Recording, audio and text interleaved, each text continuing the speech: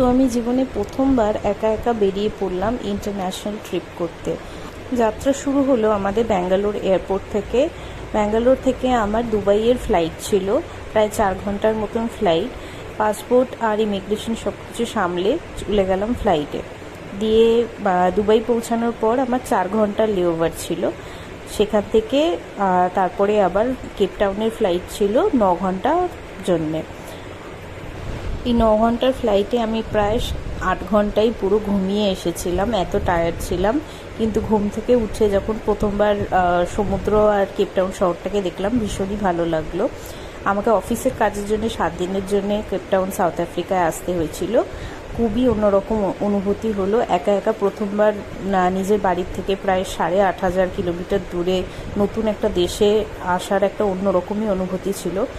প্রচণ্ডই nervousness ছিল, কিন্তু ভালোভাবে পৌঁছাতে পেরে খুবই ভালো লাগলো। কেপটাউন শহরটা খুবই সুন্দর। আমি এর পরের ভিডিওতে আরও অনেকগুলো এক্সপিরিয়েন্স শেয়ার করব। আর ভিডিওটা ভালো লাগলে একটা লাইক আর সাবস্ক্রাইব করে দেবেন।